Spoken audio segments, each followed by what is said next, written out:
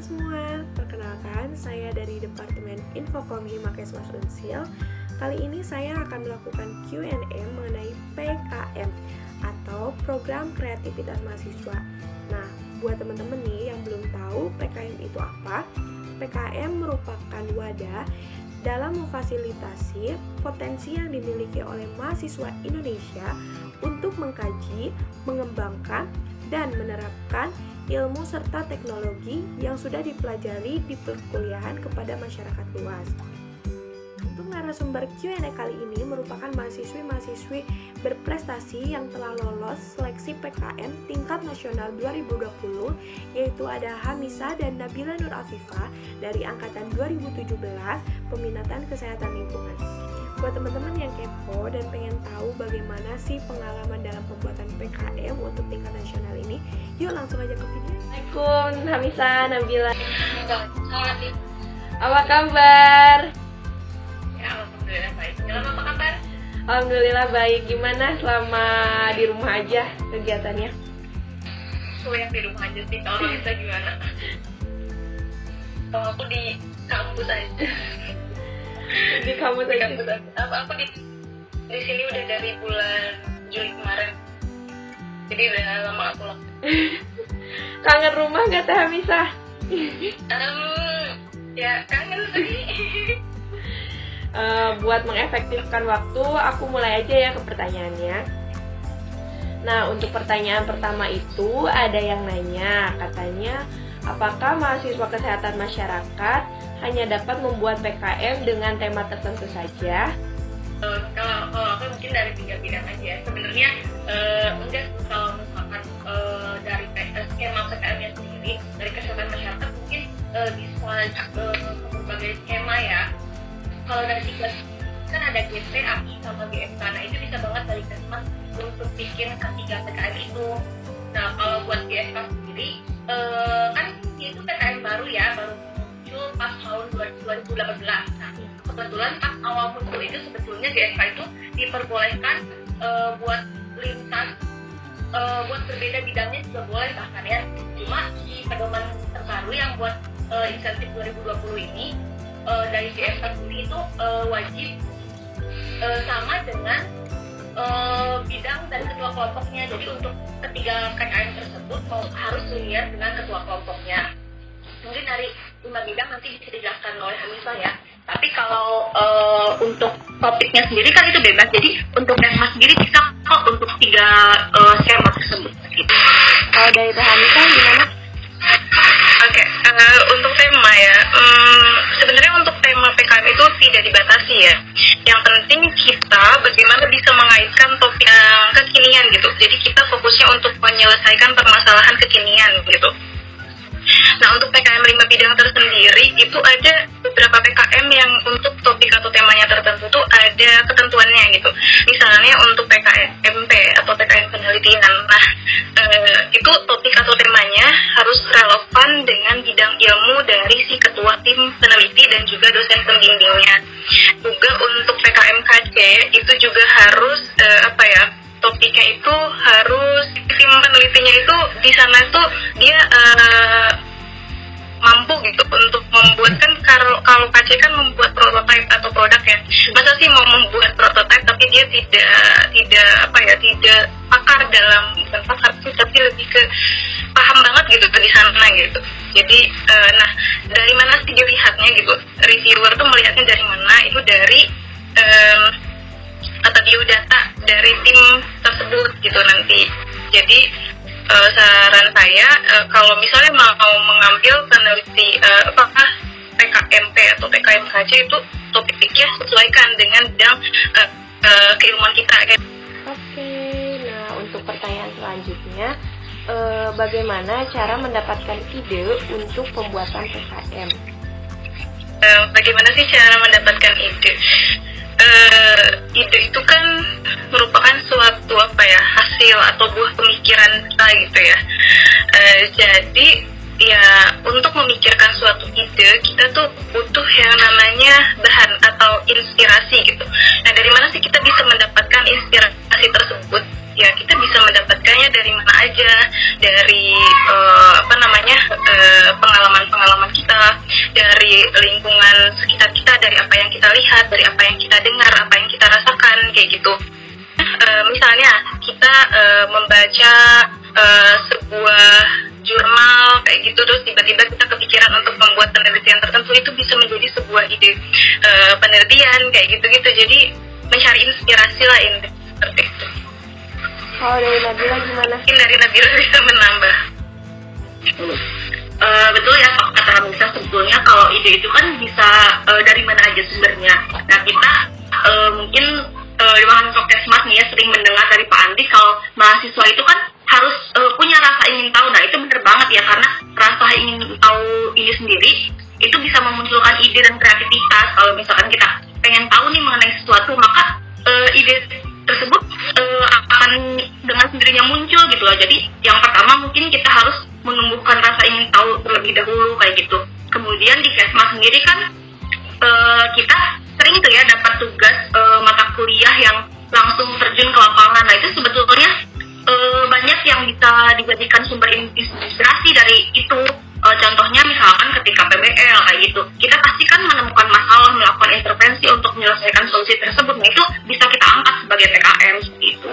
Kemudian untuk idenya sendiri, sebetulnya ide PKM ini nggak harus rumit ya, bisa juga kita melakukan ATM gitu ya, amati tiru modifikasi.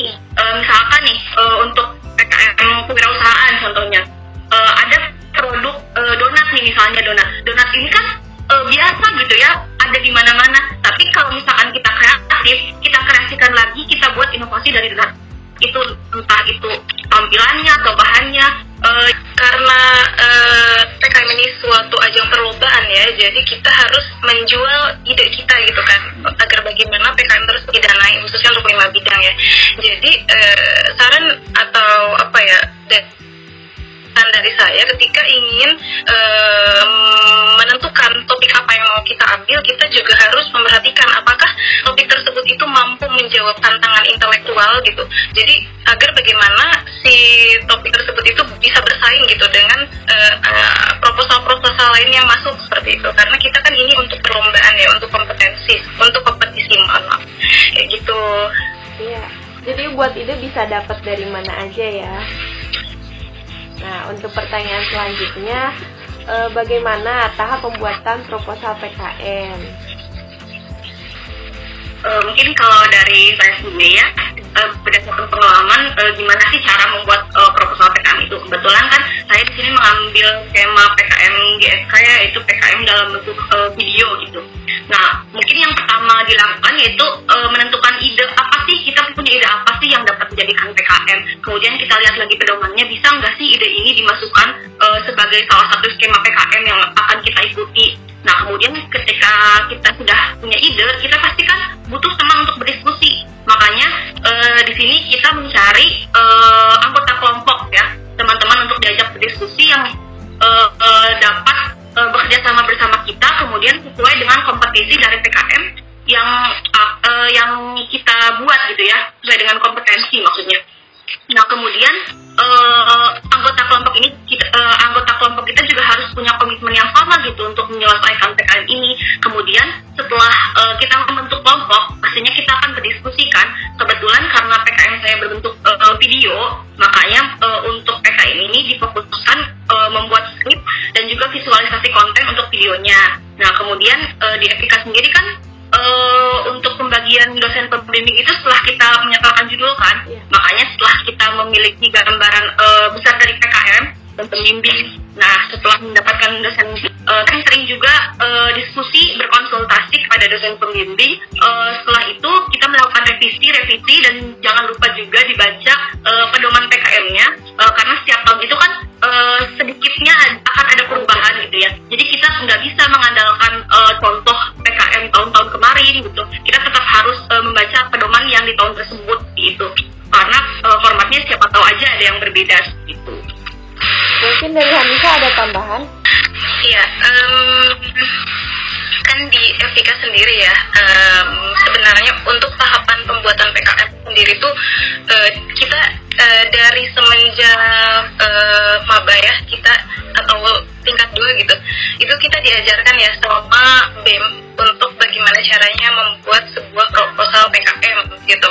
Tahapannya dari mulai pembentukan tim, terus kemudian bimbingan, terus sampai dengan kita bagaimana sidang itu simulasi moles, berarti sampai dengan uploadan kan kayak gitu. Nah, hampir sama seperti itu tahapannya gitu. Jadi saya berpesannya di sini, ketika nanti bakal ada penerimaan proposal dari UNIF, dari Unsil sendiri maupun dari Bilmawa, kita tuh harus udah siap proposalnya gitu, karena biasanya informasinya cukup mendadak kayak gitu.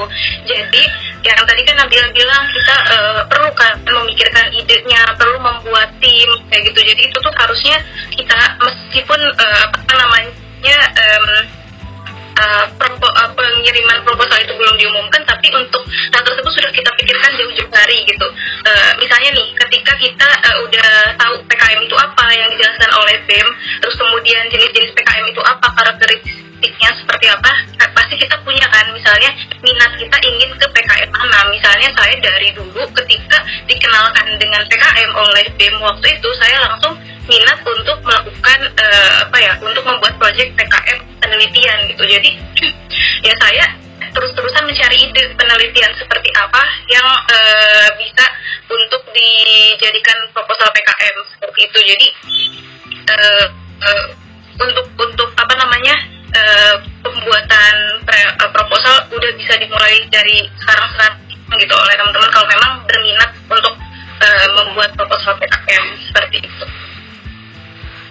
Mungkin ke pertanyaan selanjutnya ya. Nah, bagaimana sih, adakah tips dari Hamisa sama Nabila dalam penulisan dan editing PKM? Penulisan dan editing ya? Iya. Nah, sebenarnya ini sih yang cukup fatal sebenarnya. Ketika kita membuat proposal PKM yang sangat bagus, tapi formatnya tidak sesuai gitu, dari jenis fontnya atau ukuran fontnya atau misalnya jumlah halamannya, terus tangannya itu di-scan, artinya nggak boleh dikurangi, nggak boleh ditambah, karena ketika tidak sesuai dengan pedoman ya auto ditolak aja, mau sebagus apapun ide yang teman-teman usulkan seperti itu. Mungkin dari Nabila ada tambahan? Mungkin kalau dari aku lebih ke konten ya, betul. Mungkin yang pertama yaitu pahami pedoman yang baik, karena format itu termasuk ke dalam kriteria penilaian PKM. Jadi yang pertama itu formatnya tentu harus benar ya. Nah, kemudian dari segi konten sendiri, pastikan ide PKM kalian itu memiliki kebermanfaatan yang jelas dan punya latar belakang masalah yang jelas. Jadi jelaskan kalau program dari PKM kalian ini mampu untuk menyelesaikan masalah tersebut, karena hal tersebut juga bisa mempengaruhi penilaian PKM gitu. Iya, dan tambahannya ya. Apa teh?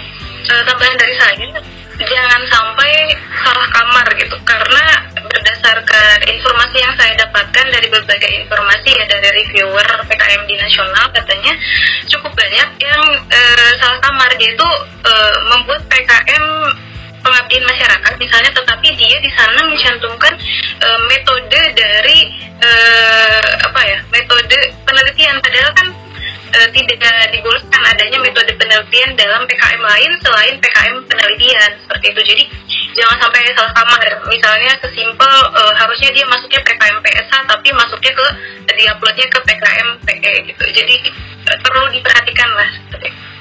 Oke, mungkin ke pertanyaan selanjutnya ya.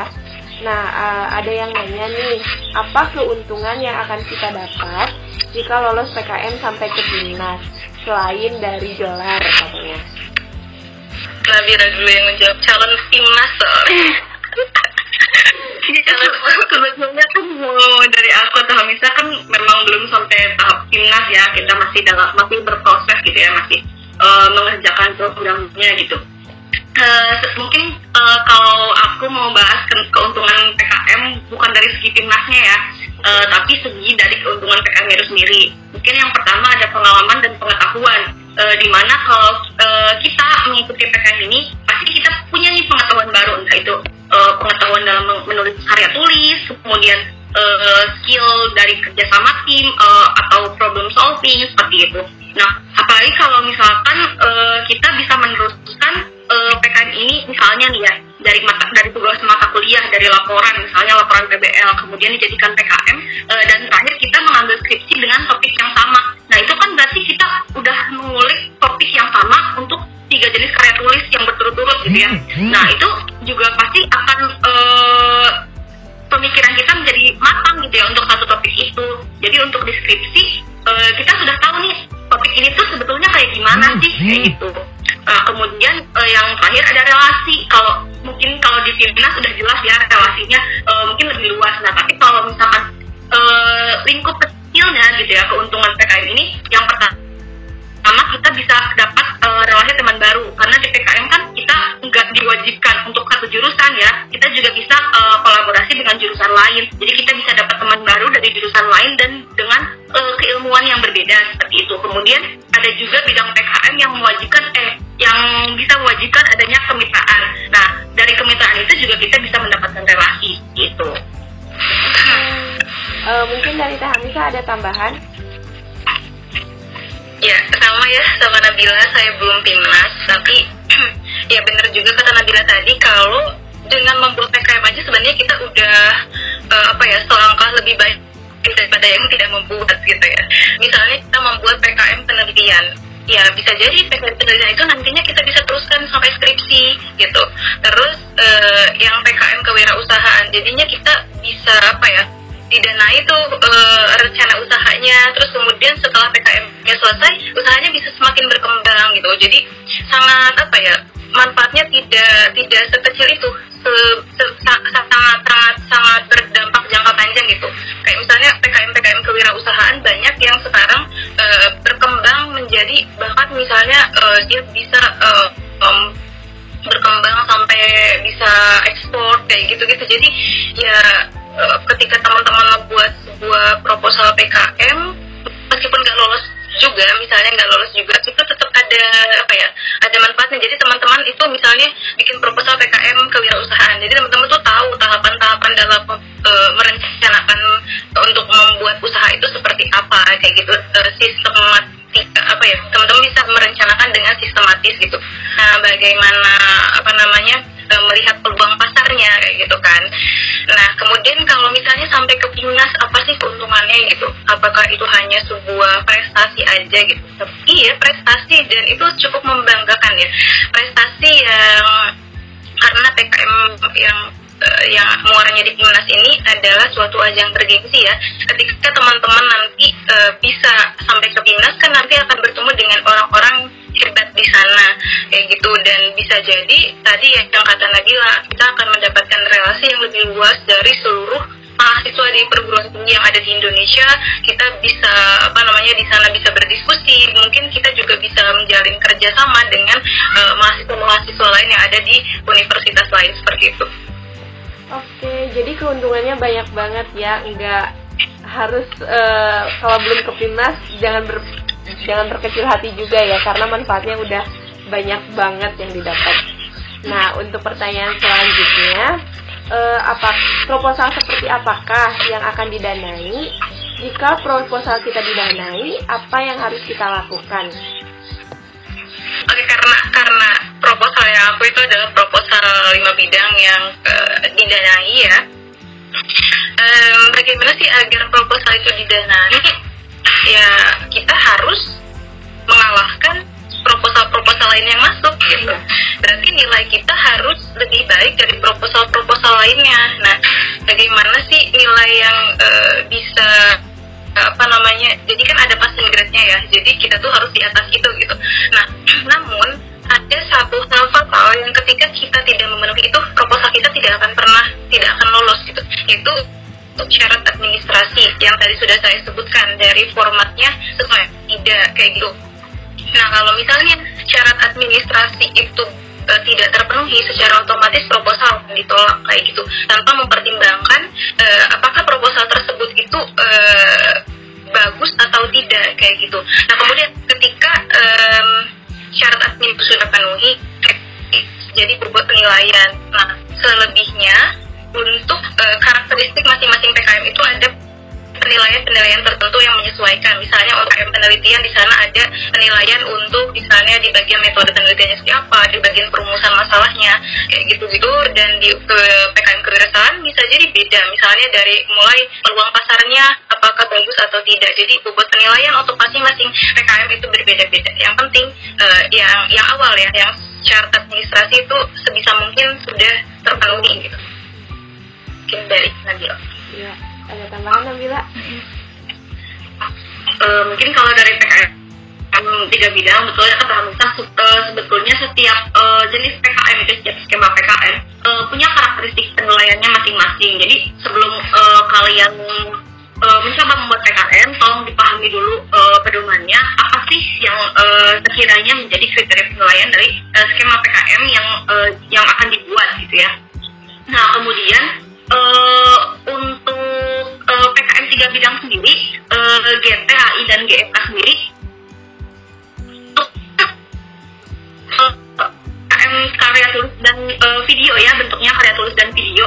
Nah untuk GT dan GFK ini dibagi lagi menjadi 3 kategori gitu ya dalam penilaiannya gitu ya sebelum masuk timnas. Yang pertama ada kategori yang tidak lolos insentif, kemudian yang kedua ada kategori lolos insentif, dan yang ketiga lolos insentif dan timnas. Jadi kalau misalkan kita tidak lolos insentif, itu berarti nilai dari PKM kita kurang dari passing grade gitu ya. Kalau misalkan kita lolos insentif tapi tidak lolos timnas, berarti nilai kita sesuai dengan passing grade atau lebih dari passing grade tapi belum cukup untuk nilai timnas. Nah kalau misalkan kita sudah bisa lolos ke timnas, berarti nilai kita memang sudah di atas passing grade dan memenuhi passing grade timnas. Nah pastikan pahami dulu kriteria dari masing-masing PKM agar kedepannya dapat memenuhi passing grade tersebut gitu.